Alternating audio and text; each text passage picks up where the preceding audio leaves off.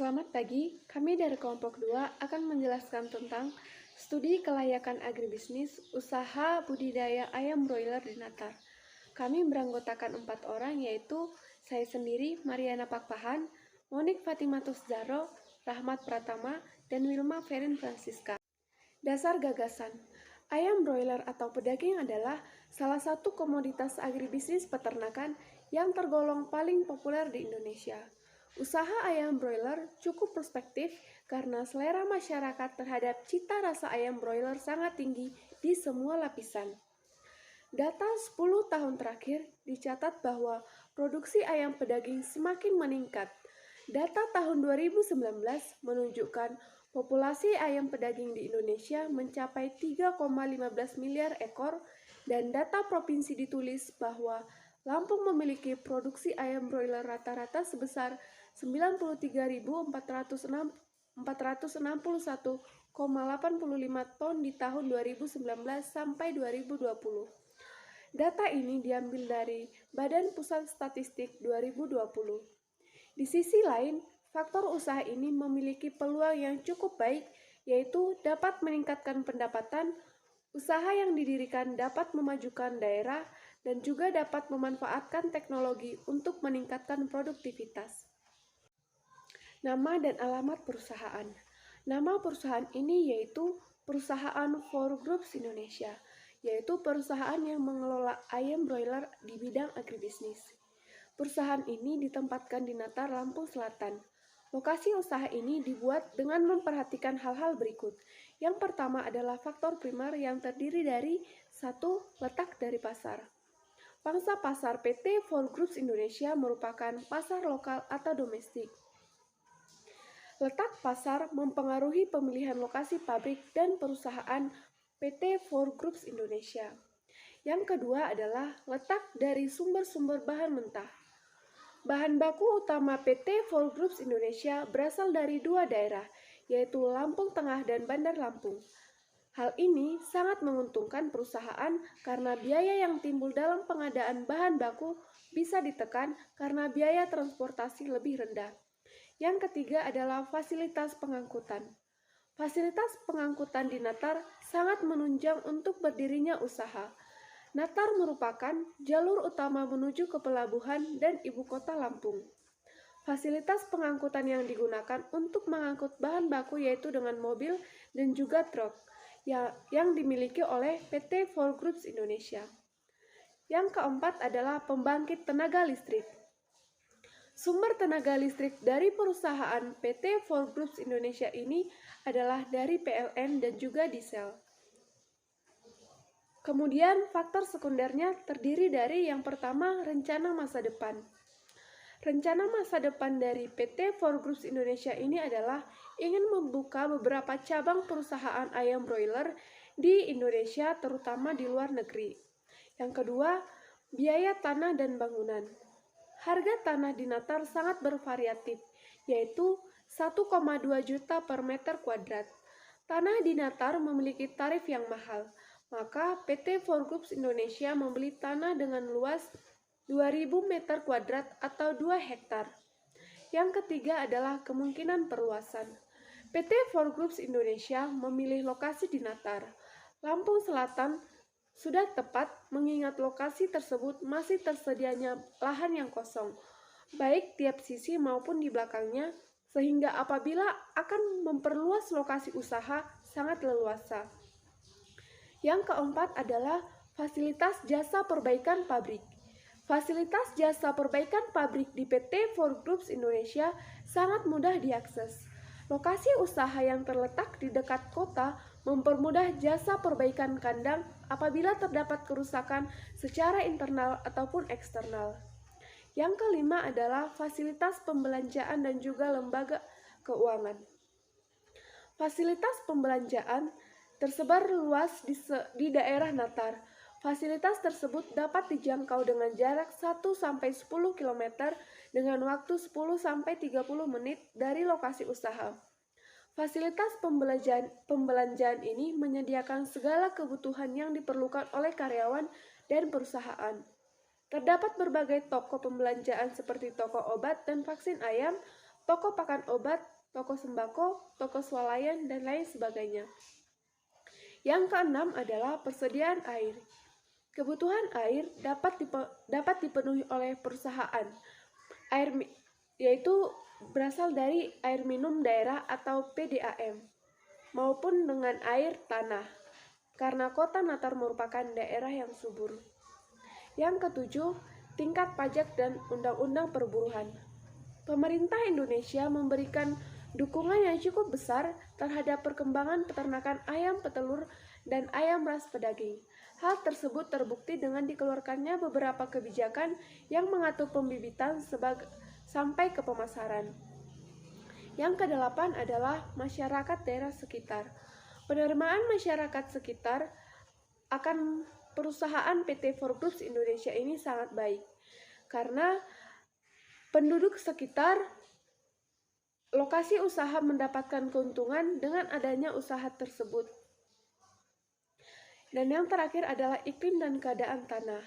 Perusahaan PT Four Groups Indonesia ini berlokasi di Natar, Lampung Timur, yang merupakan daerah dengan tekanan rendah dan tekanan tinggi yang berganti akibat angin muson. Oleh karena itu, kandang ayam broiler didesain khusus dengan memperhatikan desain atap, dinding, dan lantai. Kemudian ventilasi, pemanas ruangan, pendingin, dan juga pencahayaan agar ayam broiler merasa nyaman. Perumahan dan fasilitas umum lainnya juga diperhatikan oleh PT Four Groups Indonesia. Mengingat jenis usahanya memerlukan faktor tersebut, akan tetapi faktor telekomunikasi menjadi bahan pertimbangan dalam menentukan lokasi usaha PT Four Groups Indonesia karena kondisi sekarang menuntut kecepatan arus informasi yang ditunjang oleh teknologi komunikasi dan perumahan tenaga harian yang menjaga ayam broiler. Aspek manajemen, kepemilikan dan bentuk perusahaan. Perusahaan ini didirikan oleh Rahmat Pratama, Monik Fatimatus Zahro, Wilma Ferin Francisca, dan Mariana Pakpahan. Bentuk perusahaan Four Group ini adalah persekutuan. Perusahaan persekutuan adalah perusahaan yang hak kepemilikannya dimiliki oleh dua orang atau lebih yang secara bersama-sama menjalankan usaha guna mencapai tujuan bersama. Alasan perusahaan kami berbentuk perusahaan persekutuan adalah yang pertama, pembentukannya relatif mudah, kemudian yang kedua, biaya yang dikeluarkan relatif mudah, yang ketiga, dapat mengumpulkan lebih banyak sumber daya sebab lebih banyak orang yang terlihat, yang keempat, pajak diperhitungkan sebagai pajak penghasilan, dan yang terakhir adalah pengendalian manajemen ada di tangan para sekutu. Struktur organisasi. Struktur organisasi yang terdapat pada PT Four Groups Indonesia adalah organisasi fungsional atau functional organization. Organisasi fungsional adalah organisasi yang susunannya berdasarkan atas fungsi-fungsi yang ada dalam organisasi tersebut. Kelebihan organisasi fungsi yang digunakan pada PT Four Groups Indonesia yaitu dapat menciptakan efisiensi melalui spesialisasi, memusatkan keahlian organisasi, memudahkan manajer dalam melakukan monitoring, dan mengevaluasi kinerja karyawan PT Four Groups Indonesia. PT Four Groups Indonesia menggunakan organisasi fungsional karena wewenang dari pimpinan tertinggi dilimpahkan kepada kepala bagian yang memiliki jabatan fungsional. Berikut ini adalah struktur organisasi PT Four Groups Indonesia. Terdiri dari yang pertama direktur utama, kemudian manajer produksi, manajer pemasaran, manajer administrasi keuangan dan umum, karyawan bagian produksi, karyawan bagian pemasaran, dan karyawan administrasi dan accounting. Job description PT Four Groups Indonesia. Yang pertama adalah direktur utama. Direktur PT Four Groups Indonesia bertugas untuk mengatur tiap-tiap manajer di bawahnya. Kegiatan manajer yang meliputi prosedur kegiatan, tujuan, dan misi, kebijakan operasional, serta pengawasan dan kontrol terhadap para manajer dan pertanggungjawabannya. Direktur utama juga memiliki wewenang untuk melakukan pengangkatan, pemindahan atau mutasi, dan pemberhentian karyawan pada PT For Groups Indonesia. Yang kedua adalah manajer produksi. Manajer produksi adalah seorang yang terlibat dalam perencanaan, koordinasi, dan kontrol dari proses manufaktur dan bertanggung jawab memastikan barang dan jasa diproduksi secara efisien. Jumlah produksi yang benar dan akurat diproduksi sesuai dengan anggaran biaya yang tepat dan berkualitas sesuai dengan standar perusahaan. Yang ketiga adalah manajer pemasaran. Manajer pemasaran pada PT For Groups Indonesia memiliki tugas melakukan perencanaan strategi pemasaran dengan memperhatikan tren pasar dan sumber daya perusahaan. Kemudian, yang keempat adalah manajer administrasi, keuangan, dan juga umum. Tugas utama manajer administrasi keuangan dan umum pada PT For Groups Indonesia adalah bertanggung jawab untuk membantu perencanaan bisnis dan pengambilan keputusan dengan memberi nasihat keuangan yang sesuai. Tugas utama manajer administrasi umum adalah melakukan perekrutan pegawai dan menilai kinerja pegawai. Kemudian yang kelima adalah karyawan pemasaran. Karyawan pemasaran pada PT For Groups Indonesia memiliki tugas melakukan perencanaan strategi pemasaran dengan memperhatikan tren pasar, hampir sama dengan tugas dari bagian manajer pemasaran dan sumber daya perusahaan. Kemudian yang keenam adalah karyawan produksi. Tugas karyawan produksi adalah menyiapkan makanan dan minuman untuk ayam, kemudian mengoperasikan mesin penghangat ruangan untuk ayam, lalu menjaga kebersihan kandang dan kesehatan ayam, kemudian memastikan lingkungan kerja terpelihara dengan baik, dan membuat laporan produksi pada PT For Groups Indonesia. Materi selanjutnya akan disampaikan oleh Wilma Ferin Francisca. Ya, di sini dengan saya Wilma Ferin Francisca, saya akan melanjutkan penjelasan dari rekan saya yang sebelumnya yaitu Mariana Pakpahan. Selanjutnya saya akan menjelaskan tentang karyawan administrasi keuangan dan umum. Apa sih tugas karyawan administrasi keuangan dan umum itu? Yaitu membuat dan mengarsip surat masuk dan surat keluar, lalu menginput penerimaan pembayaran dari pelanggan dan menyusun kebijakan anggaran keuangan perusahaan. Lalu di sini ada tim manajemen. Tim manajemen perusahaan For Group Indonesia terdiri atas direktur utama, manajer pemasaran, manajer produksi, dan manajer administrasi keuangan dan umum. Adapun visi dan misi dari perusahaan For Group Indonesia ini sebagai berikut. Visinya, yaitu peternakan For Group Indonesia memiliki visi sebagai mitra partner strategis yang sanggup memberikan kepuasan dan memberikan produksi yang berkualitas. Lalu misi, apa sih misinya? Yaitu membuat produksi yang berkualitas, menciptakan lapangan pekerjaan, mengembangkan peternakan yang berkualitas ke depannya. Lalu, adapun susunan tim manajemen dari PT For Group Indonesia yaitu Direktur Utama di sini ada Rahmat Pratama, lalu manajer produksi ada Monik Fatimah Zahro, dan manajer administrasi keuangan dan umum ada Mariana Pakpahan, lalu manajer pemasaran ada saya sendiri Wilma Ferin Francisca. Karyawan atau tenaga kerja tetap. Perusahaan For Group Indonesia memiliki tenaga kerja tetap sebagai berikut. Yang pertama ada direktur utama, lalu yang kedua ada manajer distrik, yang ketiga ada manajer pemasaran, lalu ada manajer administrasi keuangan dan umum, karyawan pemasaran, dan karyawan administrasi dan juga accounting. Lalu di sini ada aspek pemasaran. Aspek pemasaran adalah segala sesuatu yang menyangkut ada atau tidaknya peluang pasar untuk produk yang dibuat oleh sebuah perusahaan, yaitu terdiri dari pertama, kebutuhan dan keinginan konsumen. Lalu yang kedua ada strategi pemasaran, yang ketiga ada target, yang keempat ada nilai tambah, ada masa hidup, ada struktur pasar, dan yang terakhir ada pesaing dan strategi pesaing atau analisis SWOT. Ya di sini ada kekuatan. Apa sih kekuatan itu? Menciptakan produk, melakukan perawatan yang efektif sehingga Kualitas yang dihasilkan produk cukup baik. Tingkat harga juga mampu bersaing dengan produk sejenis sesuai dengan kualitas produk. Lalu kelemahan. Produk yang dihasilkan masih kurang bervariasi karena hanya menjalankan satu produk yang fokus memproduksi ayam pedaging. Lalu di sini ada peluang. Meningkatkan pendapatan dikarenakan usaha yang dilakukan masih menjamin kekuatannya, bisa melakukan kerjasama dengan perusahaan lainnya. Lalu ada ancaman. Kebijakan perekonomian pemerintah, banyaknya usaha yang serupa hingga menimbulkan persaingan. Penggunaan teknologi yang perlu diaplikasikan, namun sulit dikarenakan keterbatasan modal. Lalu di sini ada ukuran pasar. Ukuran pasar pada usaha ini yaitu mencakup nasional.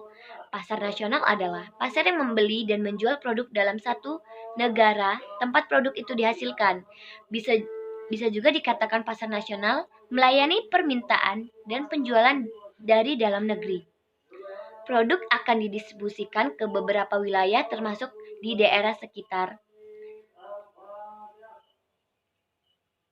Lalu di sini ada aspek teknis produksi atau operasi. Terdiri dari lokasi pabrik atau usaha dan juga ada bangunan. Bentuk bangunan kandang dari ayam broiler menggunakan kandang closed house. Kandang broiler sistem closed house adalah kandang tertutup yang menjamin keamanan secara biologi atau kontak dengan organisme lain.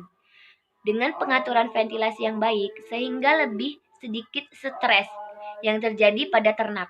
Tujuannya yaitu untuk menyediakan udara dan iklim yang kondusif bagi ternak sehingga meminimalisasi tingkat stres.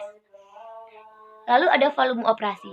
Dalam satu kali produksi menghasilkan 20.000 kg ayam broiler dengan harga 20 per kilonya. Maka didapatkan penerimaan usahanya yaitu 400 juta dengan 400 juta.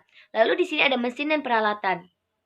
Adapun peralatan yang digunakan dalam usaha ayam broiler antara lain yaitu tempat ransum dan minum, lalu ada alat pemanas dan peralatan lain. Lalu di sini ada bahan baku utama dari bahan baku penolong, yaitu DOC, pakan vitamin, bensin, ransum, jagung, dan sewa lahan. Lalu ada tenaga kerja. Tenaga kerja pada peternakan ayam broiler yang dikelola secara manual atau tanpa alat-alat otomatis. Untuk 2.000 ekor ayam broiler mampu dipelihara oleh satu pria dewasa. Bila mempergunakan alat otomatis atau pemberian ransum dan minum secara otomatis, maka untuk 6.000 ekor cukup satu orang dewasa sebagai tenaga kandang atau disebut anak kandang yang melakukan tugas sehari-hari di kandang. Tenaga kerja produksi yaitu tenaga kerja yang menetap posisinya pada proses produksi. Produksi dilakukan dengan cara manual, belum melakukan produksi menggunakan mesin. Sehingga beban pada tenaga kerja dapat dipikul sebesar 2.000 ekor ayam tenaga kerja laki-laki. Lalu di sini ada proses produksi dari usaha ayam broiler terdiri dari persiapan kandang, pemasukan day old chick atau DOC, lalu kegiatan pemeliharaan, penanganan kesehatan, pencatatan pengorganisasian, lalu ada pemanenan. Input produksi. Adapun input produksi ayam broiler yaitu bibit ayam, ransum, obat-obatan dan vaksin, tenaga kerja, kandang dan juga peralatan. Output produksinya yaitu ada keluaran output, adalah jumlah barang atau jasa yang diproduksi dalam proses waktu tertentu oleh masyarakat. Perusahaan baik dikonsumsi langsung atau diolah terlebih dahulu. Output produksi yang dihasilkan dari usaha ayam broiler PT For Group Indonesia adalah ayam broiler dengan berat 1,152,8 kg. Sekian, selanjutnya penjelasannya akan dilanjutkan oleh rekan saya Rahmat Pratama. Terima kasih. Assalamualaikum, saya akan melanjutkan presentasi yang disampaikan oleh saudari saya Wilma Ferin Francisca. Saya Rahmat Pratama. Di sini saya akan menyampaikan mengenai analisis finansial. Untuk pertama kelas mengenai analisis finansial yaitu adalah cash flow ataupun arus kas yang ada di dalam perusahaan pada periode tertentu. Nah, yang terdiri dari uang yang masuk ke perusahaan dari berbagai jenis pemasukan dan uang yang keluar dari perusahaan untuk membiayai kegiatan usaha.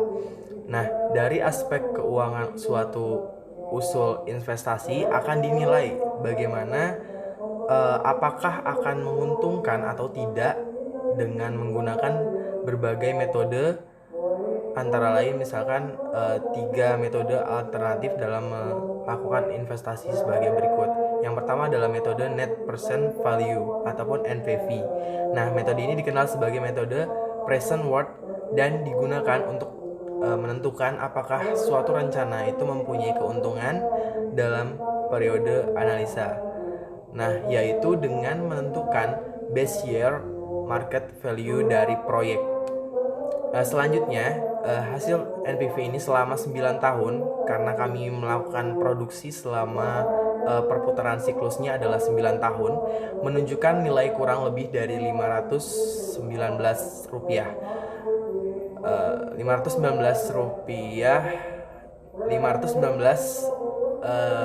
juta 635.558 rupiah. Untuk menunjukkan nilainya itu positif lebih dari 0, sehingga dapat diartikan bahwa dana sebesar 519.635.558 yang diinvestasikan dalam proyek ini itu dapat menghasilkan present value cash flow kurang lebih sejumlah 78.976 rupiah. Apabila dilihat dari perhitungan NPV dari PT Ford Group Indonesia, usaha ayam broiler ini layak untuk dijalankan. Nah, yang kedua adalah metode dari Internal Rate of Return ataupun IRR. Nah, metode ini adalah metode perhitungan, pada dasarnya merupakan metode untuk menghitung tingkat bunga yang dapat menyematkan antara percent value dari semua aliran kas keluar dari suatu investasi proyek. Nah, hasil perhitungan IRR PT Ford Group ini selama 9 tahun tentunya menunjukkan angka yang lebih tinggi dari rate of return yang ditentukan perusahaan, yaitu 20%. Nah, yang ketiga adalah payback period. Nah, payback period ini adalah suatu alat ataupun suatu jangka waktu yang dibutuhkan untuk mengembalikan modal dana yang sudah dikeluarkan oleh para investor. Keputusan dalam mengambil investasi dapat ditetapkan apakah perusahaan tersebut layak dijalankan ataupun tidak dari pengambilan investasi juga. Nah, yang adapun kebutuhan dana. Nah, kebutuhan dana ini dibutuhkan oleh perusahaan PT Ford Group, diperoleh dari bangunan berupa kandang ayam broiler yang digunakan sebagai tempat pemeliharaan ayam broiler, serta biaya peralatan untuk perawatan dan pemeliharaan ayam broiler, sehingga kebutuhan dana yang dibutuhkan terkait dengan biaya investasi dan modal kerja. C ataupun estimasi pendapatan yang didapat dari PT Ford Group Indonesia ini ataupun dari perusahaan kami adalah diperoleh dari setiap penjualan sekali produksi ayam broiler. Nah, perusahaan mengasumsikan bahwa sekali produksi untuk ternak ayam broiler didapatkan sebesar 20.000 kg dari satu kali perputaran produksi. Nah, ayam terjual itu dalam siklus produksi sebanyak 3 kali. Nah, dalam Ford Group Indonesia adalah sebanyak 500 juta rupiah. Tetapi perusahaan menduga akan mendapatkan pendapatan awalnya di tahun kedua. Sehingga selama siklus perputaran produksi yaitu 9 tahun akan sama nilainya, yaitu sebesar 1.500.000.000 rupiah. Estimasi biaya operasional. Untuk estimasi biaya operasional ini dari PT Ford Group Indonesia terdiri dari biaya bahan baku, gaji pegawai, biaya listrik dan biaya lainnya yang mungkin nantinya akan muncul total biaya operasional per tahun untuk memproduksi ayam broiler di PT Four Groups Indonesia adalah sebesar 4.1.873.000 rupiah, tetapi pada tahun pertama, perusahaan mengasumsikan bahwa yang akan dibayar hanya biaya tetap saja, yaitu biaya pemasangan listrik sebesar Rp300.000. Selanjutnya biaya penyusutan. Untuk biaya penyusutan dari PT kami adalah menggunakan metode garis lurus menurut Harry dalam Sari. Metode garis ini menggabungkan alokasi dari biaya dengan berlakunya waktu dan mengakui perbedaan periodik yang sama sepanjang umur aset. Nah, metode ini menggunakan asumsi bahwa aset yang digunakan memberikan manfaat yang sama untuk tiap periode sepanjang umur aset, dan pembebanannya juga tidak dipengaruhi perubahan produktivitas ataupun efisiensi aset. Nah, kelebihan dari metode garis lurus ini yaitu lebih mudah digunakan dan diaplikasikan dalam akuntansi, serta lebih mudah dalam menentukan tarif penyusunannya. Juga estimasi total biaya penyusutan dari PT kami adalah sebesar 142.051.905 rupiah, sehingga penyusutan per bulannya adalah 11.837.659 rupiah. Untuk proyeksi laba rugi sendiri yaitu suatu laporan keuangan yang harus dibuat oleh setiap perusahaan. Nah, karena ini menjadi sebuah acuan terkait kondisi finansial yang terjadi di saat itu, tak hanya itu, laporan ini juga harus dibuat sedetail mungkin. Jadi untuk perusahaan tersebut adalah perusahaan besar atau multinasional. Nah, hal ini bertujuan untuk jika kita dilakukan evaluasi, nah keterangan datanya itu lebih menyeluruh dan bisa dipertanggungjawabkan. Jadi laporan laba rugi ini digunakan untuk mengetahui perkembangan atau manfaat dan keuntungan usaha budidaya ayam broiler. Kemampuan laba rugi terdiri dari penerimaan, biaya variabel, biaya penyusutan, dan biaya lainnya. Mungkin itu saja. Mohon maaf. Selanjutnya analisis kriteria investasi.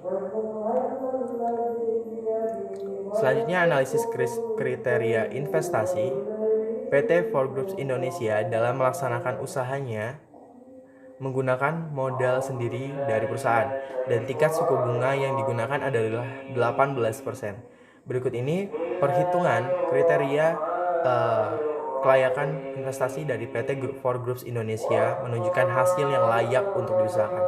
Yang pertama, perhitungan dari net present value ataupun NPV. Hasil perhitungan NPV selama 9 tahun menunjukkan nilai sebesar 519.658.000 atau menunjukkan nilai positif lebih dari 0, yang artinya usaha ayam pada PT Four Groups Indonesia layak untuk dikembangkan.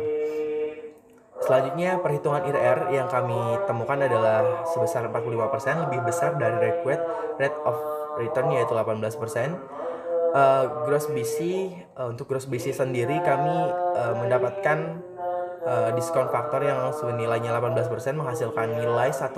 Berdasarkan perhitungan tersebut, maka proyek investasi PT kami diterima karena menghasilkan angka lebih dari 1. Lalu net BC, hasil perhitungan dari net BC tersebut untuk PT kami pada diskon faktor 18% menghasilkan nilai 1,9. Berdasarkan perhitungan tersebut, maka PT Four Group dapat diterima karena menghasilkan angka lebih besar dari 1. Hal ini berarti setiap satu satuan biaya yang dikeluarkan PT Four Groups Indonesia dalam proyek budidaya ayam broiler ini akan memberikan keuntungan sebesar 1,9 satuan biaya. Untuk break even point, dari perhitungan kami digunakan untuk melihat kondisi perusahaan pada saat tidak untung ataupun tidak rugi. Nah, diperoleh dari usaha ini yaitu 7 tahun, 6 bulan, dan 16 hari. Hal ini menunjukkan bahwa kondisi perusahaan pada saat BEP ataupun BIP lebih cepat dari umur usaha. Oleh karena itu, berdasarkan kriteria BEP, usaha ayam broiler pada PT Four Groups Indonesia layak untuk dijalankan ataupun dikembangkan. Yang keenam adalah payback period. Nah, untuk payback period ini, perhitungan investasi dari kami digunakan untuk melihat jangka waktu pengembalian modal yang nilainya akan dibandingkan dengan umur usaha. Nilai payback period yang diperoleh pada usaha kami untuk mengembangkan nilai investasi adalah 1 tahun, 7 bulan, dan 27 hari. Hal ini menunjukkan bahwa jangka waktu pengembalian modal pada usaha ini lebih cepat daripada umur usaha. Mungkin itu saja investasi, maksud saya presentasi dari saya. Selanjutnya akan dilanjutkan oleh saudari saya, Monik Fatimatus. Di sini saya akan melanjutkan presentasi dari Rahmat pertama, yaitu bab 4 tentang analisis sensitivitas. Analisis sensitivitas adalah analisis yang dilakukan untuk mengetahui akibat dari perubahan parameter produksi terhadap kinerja sistem produksi dalam menghasilkan keuntungan. Berikut sensitivitas PT Four Group Indonesia terhadap biaya investasi, biaya variabel, dan biaya investasi dan variabel. Yang A yaitu sensitivitas biaya investasi. Harga yang digunakan dari tahun ke tahun yaitu sama, sedangkan produk dapat dipanen pada usia beberapa bulan. Data real yang digunakan dalam analisis sensitivitas ini adalah data budidaya ayam broiler siklus produksi 3 kali selama 1 tahun. Hasil perhitungan dari tabel tersebut dilihat NPV setelah sensitivitas sebesar 10% yaitu didapatkan Rp47.490.490. Artinya NPV setelah sensitivitas sebesar 10% yaitu di atas 0, yang berarti usaha tersebut layak untuk dijalankan di masa yang akan datang. Sedangkan yang kedua yaitu gross BC ratio. Pada tabel diperoleh nilai gross BC setelah sensitivitas sebesar 10% yaitu 1,1, yang artinya 1,1 ini lebih besar dari 1, maka usaha tersebut layak untuk dijalankan. Yang ketiga yaitu net BC ratio. Net BC setelah sensitivitas 10% diperoleh 1,7, lebih besar dari 1, yang berarti usaha tersebut layak untuk dijalankan di masa yang akan datang. Yang keempat yaitu IRR. IRR setelah sensitivitas sebesar 10% diperoleh secara IRR manual 39,76% dan IRR komputer diperoleh 39,55%, yang artinya IRR ini lebih besar dari tingkat suku bunga yaitu 18%, maka usaha ini layak untuk dikembangkan di masa yang akan datang. Yang kelima yaitu BEP atau break even point. BEP setelah sensitivitas sebesar 10% yaitu didapatkan 7,722, sehingga berarti waktu pengembalian biaya total, biaya tetap, dan biaya variabel keseluruhan pada usaha ayam broiler ini dapat dikembalikan pada waktu 7 tahun, 8 bulan, dan 20 hari. Yang keenam yaitu PBP atau payback period setelah sensitivitas sebesar 10% didapatkan 1,723, yang berarti bahwa dalam jangka waktu 1 tahun, 8 bulan, dan 20 hari, biaya investasi dapat dikembalikan. Sehingga break even point dan payback period kurang dari umur ekonomisnya, yang berarti usaha budidaya ayam broiler ini layak untuk dikembangkan di masa yang akan datang. Yang kedua yaitu sensitivitas biaya variabel. Harga yang digunakan sama dari tahun ke tahun, produk dapat dipanen pada usia beberapa bulan. Data real yang digunakan dalam analisis usaha ayam broiler ini adalah data budidaya ayam broiler siklus usaha 3 kali dalam 1 tahun. Hasil perhitungan diperoleh NPV setelah sensitivitas 10% yaitu Rp428.118.396, di mana NPV ini lebih besar dari 0, maka usaha tersebut dikategorikan sebagai layak atau dapat dikembangkan di masa yang akan datang. Yang kedua yaitu gross B per C ratio. Didapatkan 1,09 setelah kenaikan biaya variabel 10%, yang artinya gross BC ini lebih besar dari 1, maka usaha tersebut layak untuk dijalankan. Yang ketiga yaitu net BC. Setelah analisis sensitivitas biaya variabel naik 10%, didapatkan 1,7, yang berarti net BC ini lebih besar dari 1, maka usaha tersebut layak untuk dijalankan. Yang keempat yaitu IRR. Setelah kenaikan biaya variabel 10%, didapatkan nilai IRR yaitu 40,74%, di mana IRR tersebut lebih besar dari suku bunga yang berlaku yaitu 18%, maka usaha tersebut dapat dijalankan atau layak untuk dikembangkan. Yang keempat yaitu break-even point. Setelah analisis sensitivitas biaya variabel naik 10%, didapatkan break-even point yaitu 7,774, yang artinya pengembalian biaya total, biaya tetap, dan biaya variabel dapat dikembalikan dalam waktu 7 tahun, 9 bulan, dan 9 hari. Yang terakhir yaitu PBP atau Payback Period. Setelah analisis sensitivitas biaya variabel naik 10%, didapatkan nilai PBP yaitu 1,657, yang artinya biaya investasi dapat dikembalikan dalam waktu 1 tahun, 7 bulan, dan 27 hari. Sehingga break-even point dan payback period kurang dari umur ekonomisnya, maka usaha tersebut layak untuk dikembangkan atau dijalankan di masa yang akan datang. Yang C yaitu sensitivitas biaya investasi dan biaya variabel. Harga yang digunakan sama dari tahun ke tahun, produk dapat dipanen pula pada usia beberapa bulan. Nah, sedangkan data real yang digunakan dalam analisis ini adalah data budidaya ayam broiler pada produksi 3 kali dalam 1 tahun.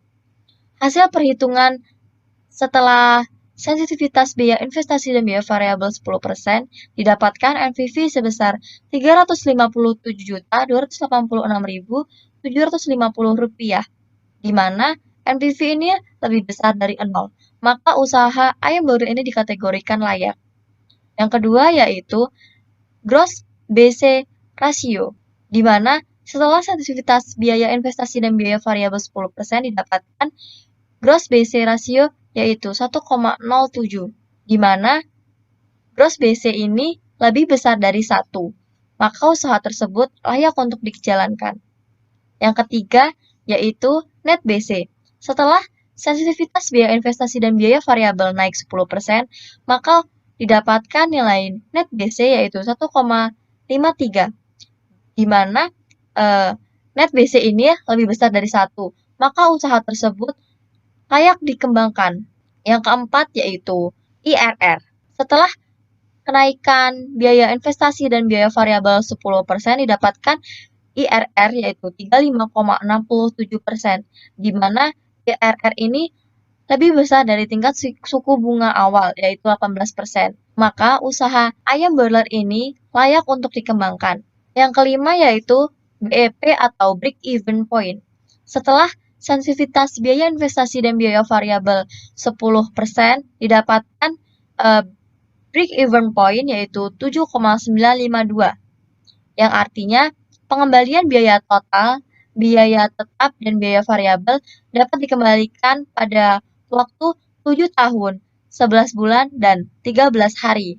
Yang keenam yaitu payback period atau PBP. Setelah mengalami sensitivitas biaya investasi dan biaya variabel sebesar 10%, didapatkan PBP yaitu 1,723, yang artinya pengembalian biaya investasi tersebut dapat dikembalikan dalam jangka waktu 1 tahun, 8 bulan, dan 20 hari. Maka dapat disimpulkan BEP dan PBP kurang dari umur ekonomisnya, maka usaha tersebut layak untuk dijalankan. Dapat disimpulkan berdasarkan hasil penelitian kelayakan usaha ayam boiler pada PT For Group Indonesia dapat disimpulkan dari analisa dari aspek non-finansial. Usaha ayam boiler ini dapat dikatakan layak untuk diusahakan dari segi aspek pasar dan aspek pemasaran. Perusahaan PT For Group Indonesia, ukuran pasarnya telah mencakup secara nasional yang melayani permintaan dan penjualan dari dalam negeri. Adapun target pasar pada perusahaan adalah semua kalangan yang mengkonsumsi daging boiler. Mengacu pada semua usia baik dari anak-anak, remaja, maupun dewasa. Dan mengacu pada suatu tempat bagi pelanggan untuk lebih mudah mengakses dan mendapatkannya. Selanjutnya, produk perusahaan PT For Group Indonesia yaitu ayam boiler. Ayam boiler ini juga telah didistribusikan ke beberapa wilayah, termasuk di daerah sekitar Jawa Barat. Adapun aspek manajemen dari sumber daya manusia pada usaha ayam boiler ini sudah memiliki perencanaan mengenai struktur organisasi, deskripsi jabatan, syarat pemangku jabatan, perencanaan pelatihan bagi sumber daya manusia, dan juga penggajian yang akan digunakan. Aspek produksi usaha budidaya ayam boiler ini juga sangat mendukung mulai dari lokasi usaha, bangunan, volume produksi, dan peralatan yang digunakan, sehingga bahan baku dan bahan utama sudah memadai. Sehingga usaha ayam boiler ini, jika dilihat dari aspek non-finansial, layak untuk dijalankan.